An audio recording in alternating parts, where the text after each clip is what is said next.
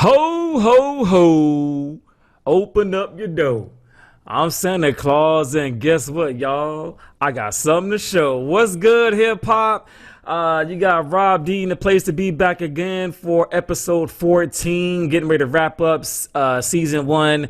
Tremendous shout out to the hip hop community. Shout out to all of our fans, followers, supporters, everybody watching the Diggie A2 movement expand and broaden. And what I did for this episode is I wanted to bring back the original three that got us into this from the beginning. So I brought back some familiar faces. I brought back William the Emperor Boyd in the house, and I also brought back my boy Frankie.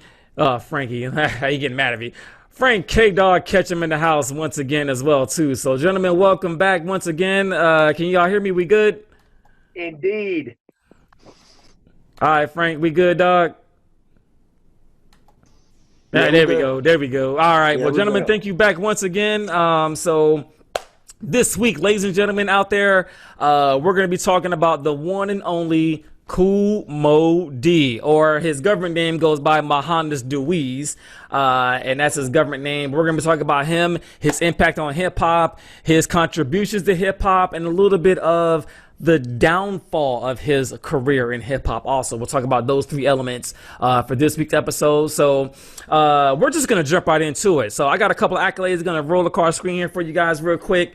So one of the biggest accolades that he has is he does have a Grammy Award for his work on the Block project with Quincy Jones. And he is the first hip hop artist to perform on the Grammy Award show. So he has broken barriers through hip hop, and he got his start with the Treacherous Three. Now, for those of you who are not familiar with the Treacherous Three consisted of Kool Moe Dee, Spoonie G, DJ Easy Lee, and LA Sunshine, and then Special K came in afterward to replace Spoonie G because Spoonie G was making some noise kind of on his own, so he left the group and then replaced him with Special K. So that is the Treacherous Three. They appeared in a bunch of early hip hop movies, to include the one I introduced the show with, one of my favorite hip hop movies, which is Beat Street, right? So they were in Beat Street, they were in Wild Style, they were in a battle on Graffiti Rock, which is another old school show they had against Run DMC, which I'm going to talk about to my homeboys about that here in a little bit. And some consider Moe Dee as the intellectual hip hop. He went to college. He has a vocabulary that is massive. He used that to his advantage. And he had 3 albums considerably in the 80s. The self-titled album, which sold 300,000 copies. How You Like Me Now, which is the shirt I got on here, was his only platinum successful album, and then which came out in '87. And then he had Knowledge is King, which came out in 1989, which was gold. But that has my favorite song of Moe Dee, which is I Go to Work. Or I Go to Work was on there, and that was produced by the one and only legendary Teddy Riley. So let's jump into this, you guys. So, gentlemen, thank you once again for hanging out with me and your boy. And we're going to jump into the discussion. I'm passing the mic to William the Emperor Boyd first. So I want to touch on first, Boyd, about the history of Moe Dee. So how would you explain Moe Dee and the history of how he got started with his rap career? So Moe Dee was one of those interesting chameleons.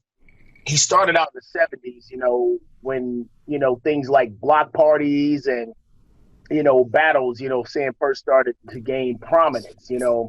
He came up in the era, he was like on the tail end of the Grandmaster, Grandmaster Flash and the Furious Five, Curtis Blow, the Run DMCs. He was in that era.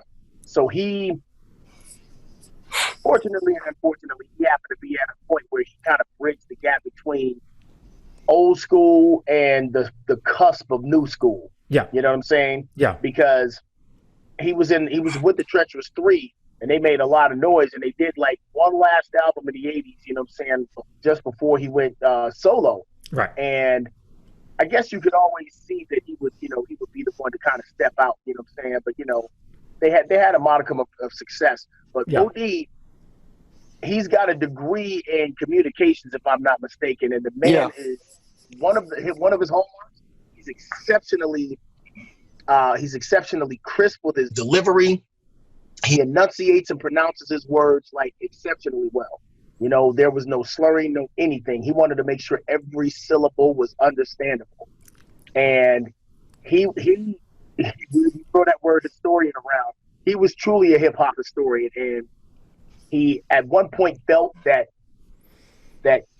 LL and Rakim took his style, which in retrospect, when I look back at it, he might have, I think it was one of those things where he might have fooled himself. You know, he might have thought they took his style. And I think what it is he wasn't old school in the same sense of, you know, Yeah. He had these multi-layered rhyme schemes. And as LL and Rakim came out with their own style of flow, I think he didn't quite get it that, hey, that's the evolution.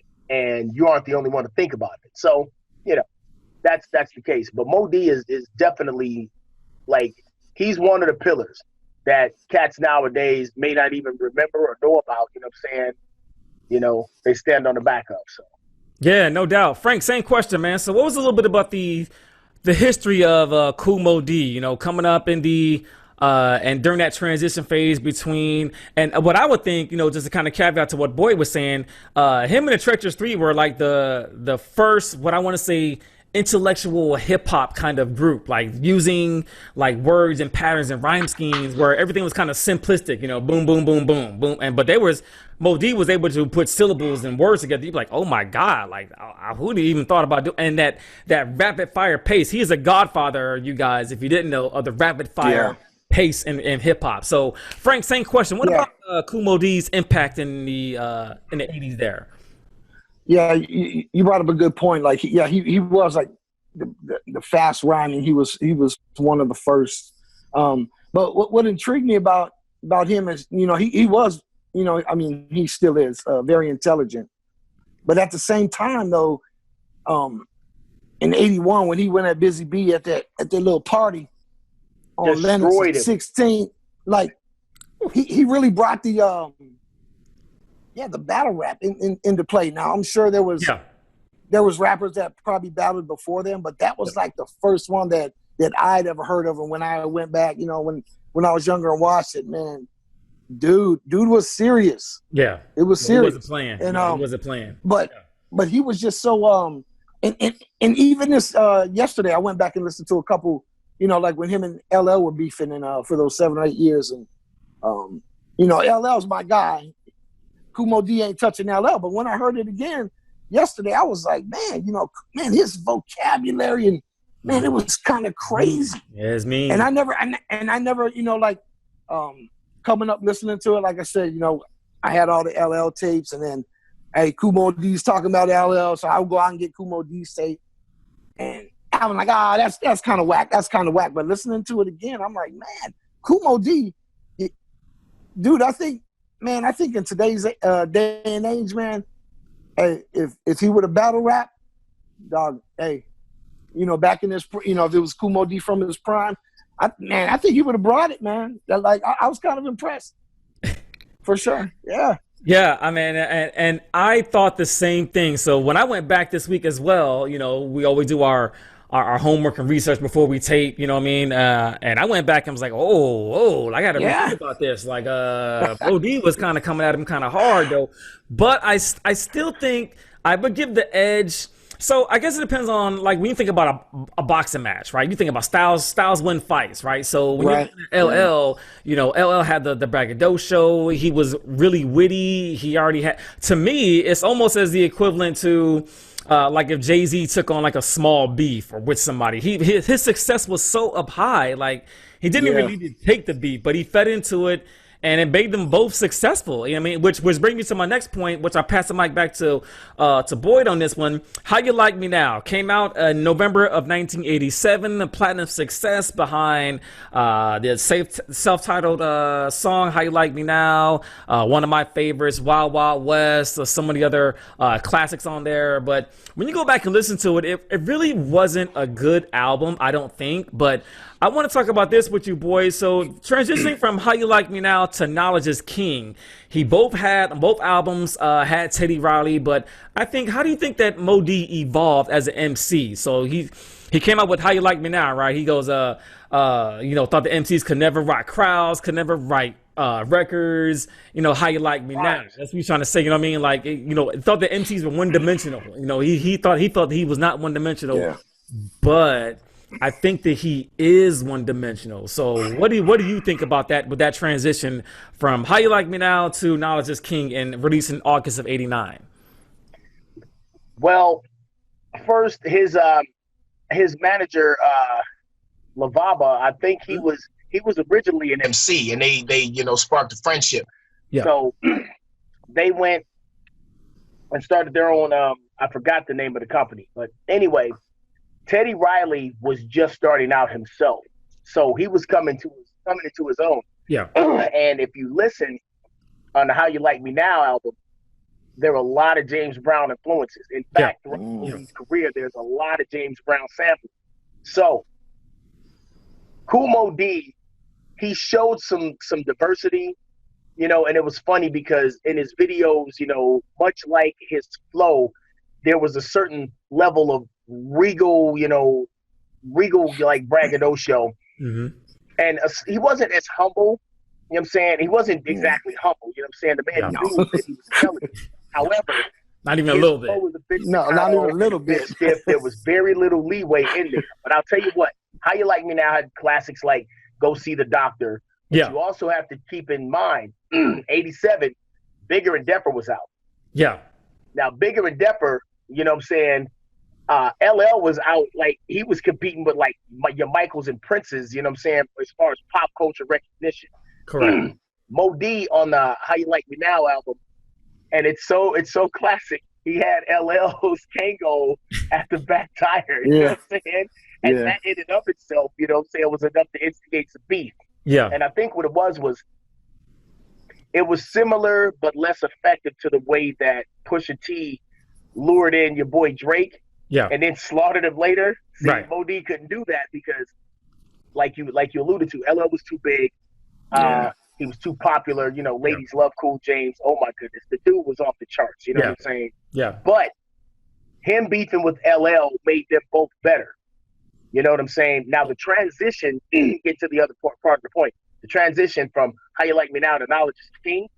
Oh my goodness, it was exponential. Yeah. It's exponential. Like the production and sound quality from radio to Bigger and Deffer, that was the night and day aspect. You know what I'm saying? Because you like them both, but it's like, man, Knowledge is King. He just, like you said, I go to work with the whole James Bond, Oh man, that video was dope, man. Go back and watch I Go to Work video. It's dope, man. It's dope even today in 2020. I was watching it this week. I was like, that's a dope ass video, man. Like for real. Like I could watch that video. It's dope. Just but yeah, I mean, I to go to your point, Boyd, the sound is different. Teddy Riley was just, in the beginning of New Jack Swing and exactly. Yep. To make it so bad, which is going to bring me to my last point here in a little bit, the demise of Kool Moe Dee, and I would definitely want to hold on to that because he wasn't as successful after Knowledge is King because Teddy Riley wasn't available to produce the album, and then that's kind of where most of our great 80s artists end up happening. You transition into the next decade and you kind of get lost in the shuffle. But Frank, I'm gonna pass the mic to you again, sir, on this one. So same question, but in a different context. So when you think about How You Like Me Now and Knowledge is King, what is your favorite song on both albums, and what is the contrast between the two? Well, before I get into that, on his demise, right? After Knowledge is King came out, like his next two records, man, they were terrible. Yeah. But I want to say, for some weird reason, I'm thinking like in 93, 94, 95, I thought he had another platinum album out, but I don't know. I have to go back and look at that. No, not that I'm aware of. Now, we can go back and roll it. Another album, it didn't go platinum. Yeah, he made records, but they were not nearly as successful as he was in the 80s, not even close. Yeah. No, I know. Yeah, he fell out. I don't know, maybe I made that up in my head, but I was thinking like his second or third album after Knowledge is King. I for some reason, man, I don't know the name. Okay, but it's sticking in my head. But we'll look at that again. But no doubt. So now keep in mind, Frank, he dropped his greatest hits in the 90s, and that did spark some interest. It did, yeah. Like I want to say right after Knowledge is King was when he dropped the greatest hits album. Yeah, like right after that. So that might be what you're talking about. Okay, yeah, it might be. Okay, yeah, let's get off that. But my I go to work like a doctor, man. That whole beat, man. I love that song. That's my favorite song as well. Yeah. And dude, those two albums. How You Like Me Now, though, I think out of all of his, well, all three that we're talking about in the '80s, man, that was my favorite, man. For some strange reason, Go See the Doctor, man. I don't know. I know it's kind of corny, but dude, that was my favorite jam. But my all-time, I Go to Work. That's my all-time favorite Kool Moe Dee song. Yeah, man, number what one. What about They Want Money, man? That was hot. Okay, yeah. So let's talk about that, right? So when you talk about They Want Money, yeah, he was getting a lot of heat over that, man. He was getting a lot of. I don't think he could put that. Could he put that song out now in 2020? I don't know if you can get away with it in 2020 the way things are now. But I mean, yeah, I'm telling you, women just all they want to take everything except for your damn draws. Like I'm like, oh man, like I think the song maybe, but not the video. Not the video. I don't even think the song even though, man. I don't know. Yeah, I don't know, man. Like I couldn't see myself trying to sing that song and me like, looking over at my wife. Like, but you have to understand, nowadays in this climate of mumble rappers, just anything goes, man. Yeah. Well, dude, it's funny that time in the '80s, man. Like they said a lot of, man. You're right. A lot of stuff that was said can't be said today. Like look at the Fresh Prince. Parents just don't understand when he said, the girl was a 12-year-old runaway. If you say that today, you're like, man, pedophile. But you know what I'm saying? Exactly. Like, man, oh man. Yeah. So definitely not having it. Yeah. Definitely not having it. Another thing, Frank, you brought a very good point. Moe Dee, like Heavy D and the Fresh Prince, they were basically clean, dude. Yeah. They were. Hell, even LL was to a degree back in the day. Yeah. Matter of fact. Yeah, no doubt. Matter of fact, if you look at Moe Dee's interviews, Moe Dee didn't drink. Moe Dee didn't smoke weed. He didn't do drugs. Like he, from my understanding, I don't know if he's even married or has any kids. Like he just was. I don't think he does. Very, very to himself, very introverted, and some of the things that you read about Moe Dee, why he wears those like Star Trek shades, right? That guy could have had a Star Trek shades on. I was trying not to go there, man. But he wears his shades because he had a rough growing up, and then he saw his mom and dad have abusing drugs, and saw his he just and that was what he shielded like his persona. You know what I mean? So he used it as a shield for himself. So there's a story behind it, but I don't know if it was a good look for hip hop, but. I want to get into this next section, you guys. So before we wrap things up with Kool Moe Dee and his demise. So Frank, I'm gonna start with you on this one, man. Like, where did he go wrong? Where did Kool Moe Dee? Why is he not the superstar that he could have or should have been? What I think he should have been a superstar, but he didn't. So what happened? What do you think? What happened with that?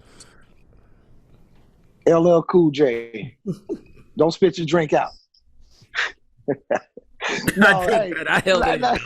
I'm a thug, dog. I held it. Man, I don't know, man. Like I said, man, he seems like he'd be such a great battle rapper, but man, he just brought on so much beef with so many different people, man. And then toward the end of the '80s, gangster rap was coming out, and like we always talk about that shift, and I think it shifted, and he just kept that same style, like you ain't in the treacherous 3 no more in '79, man. That's the '90s. Like I just don't think he could adapt, man. And he had the vocabulary, the articulation. He did have somewhat of a little kind of like a street element to him, but he just couldn't put them all together. And I just don't think he really could evolve with the times, And I just think the beast caught up with him too, man. Yeah, he's definitely battle tested. Really a lot of those battles he couldn't get out of it. I mean, depending upon who you ask, he may have won the battle with LL, he may have lost, but I don't know. I'm with you on this one, Frank. I think if you look at it bar for bar, I don't know, man. I know. I think it's closer than people think it is, but I think today, I think today, like, it is closer than what I thought it was before. But bar for bar, I don't know, man. It's close, no doubt. Yeah. Boyd, same question, man. Kool Moe Dee and his demise. So where did he go wrong? Why is Kool Moe Dee not considered a hip hop superstar? He's just considered, an icon or a, not really a like an image. We're talking about him. We're paying him homage. Kind of like in the brand Nubian mode. Yeah. Yeah. Good point. Well, Yeah. First of all, I want to agree with you both. Bar for bar, the battle was closer, and I get that. Even back then, I knew. You know what I'm saying? Because I used to analyze the words, the wordplay and everything, and what it came down to was the flow. You know what I'm saying? But we've already addressed that. So basically, most people know that, the battle was a little closer than expected. But LL's bombast, won the day. And even now, you go back, and I think a lot of people underestimated LL's intelligence. But if you go back and listen to go back and listen to radio and Bigger and Deffer and just listen, you know what I'm saying? LL was actually pretty freaking intelligent. Yeah. So as much as Kool Moe Dee's demise goes, a lot of things happened. The availability of Teddy Riley, because Teddy Riley was becoming, more popular, and an unforeseen aspect of that was as the New Jack Swing became more popular. Yeah. It just like caught wildfire. You know what I'm saying? So the thing is, it became more akin to like Guy and your Christopher Williams, your Alexander Hamilton, not Alexander Hamilton, Alexander O'Neal. And Bobby Brown. Bobby Brown, you know what I'm saying? Known with that, the Janet Jacksons, you know what I'm saying? Yeah.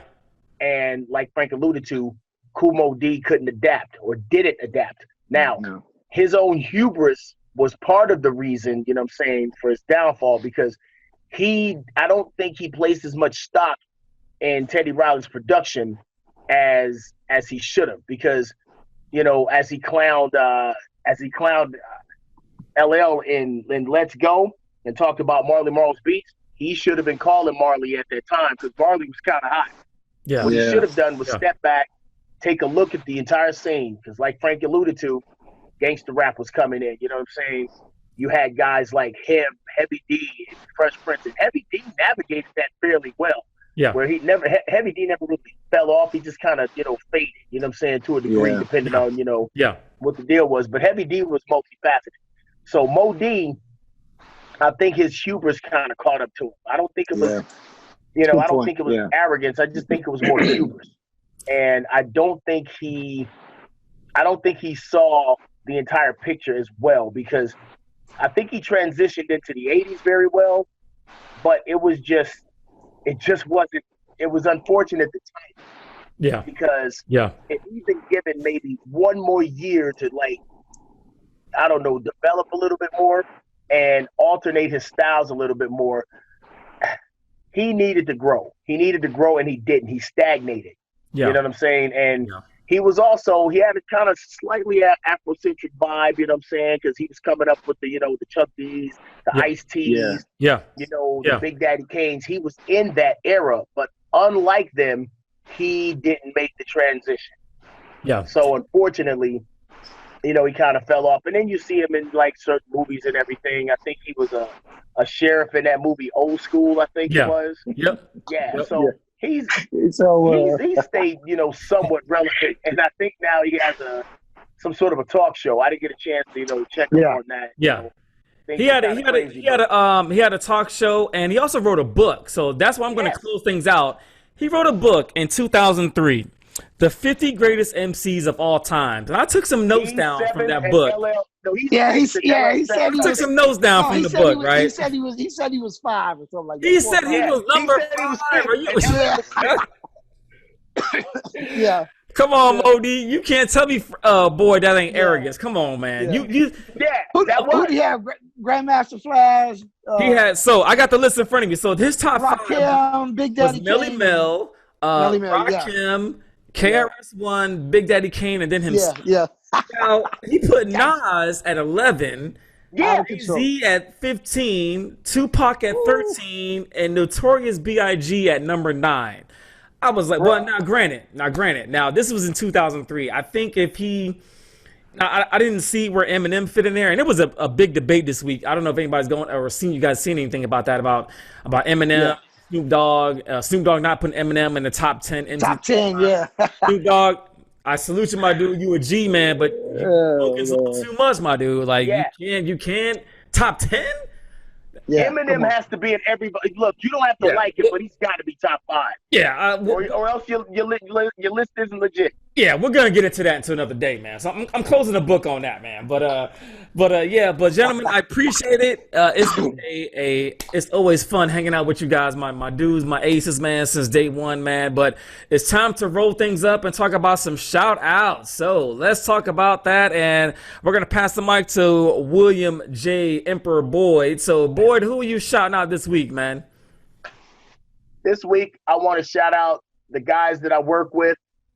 And they might not even watch the channel, but I'm gonna get them to watch it eventually.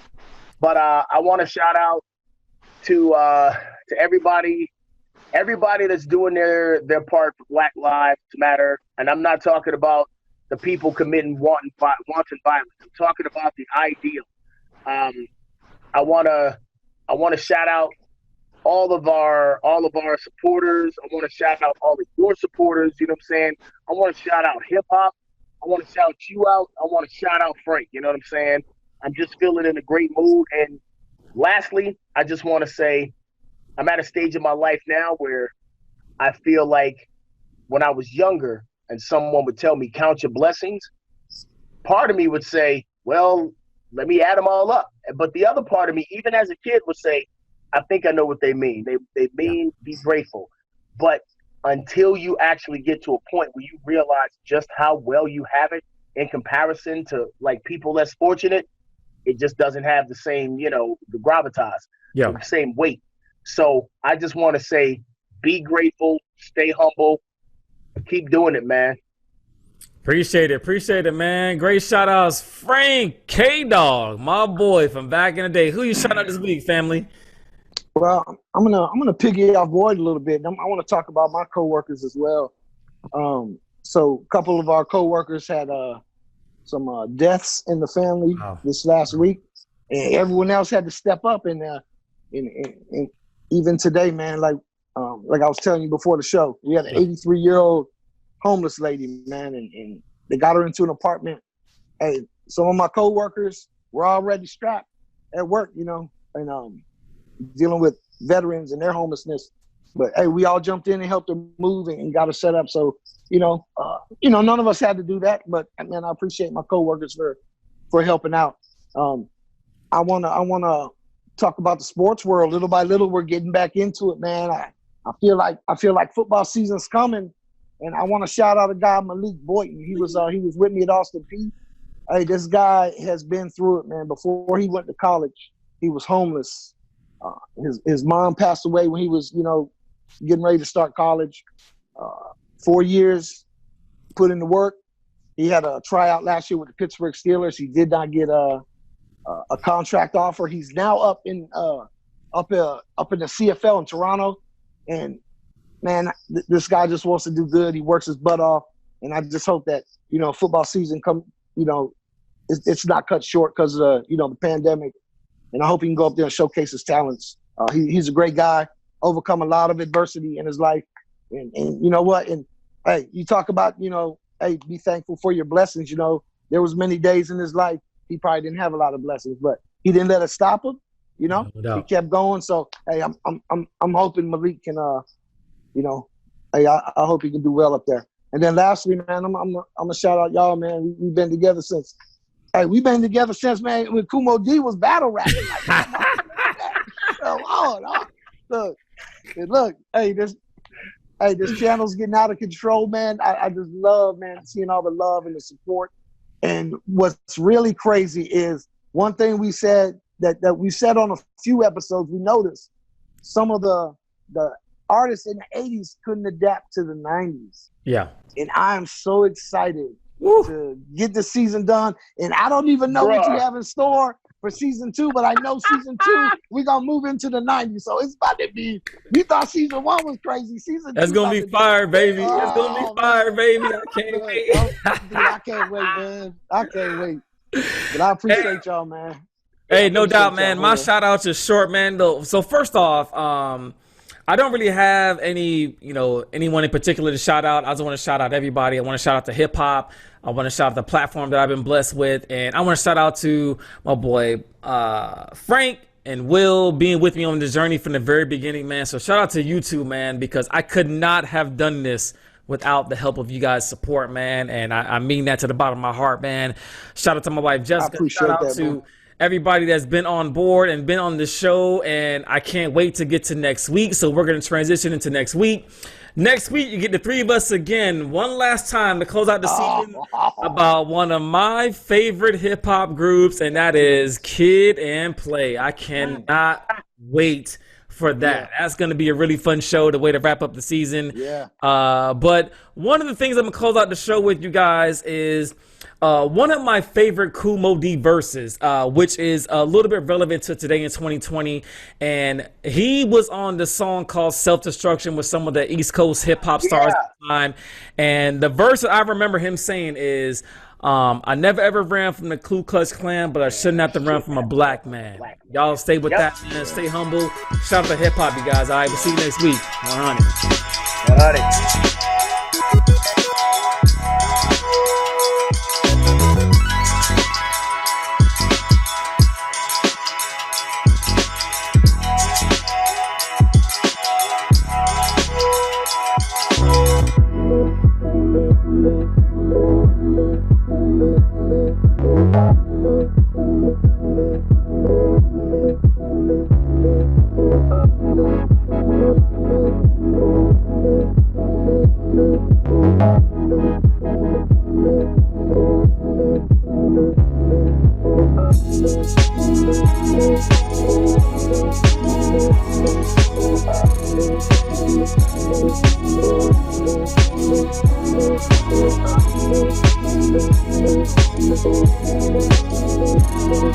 Thank you.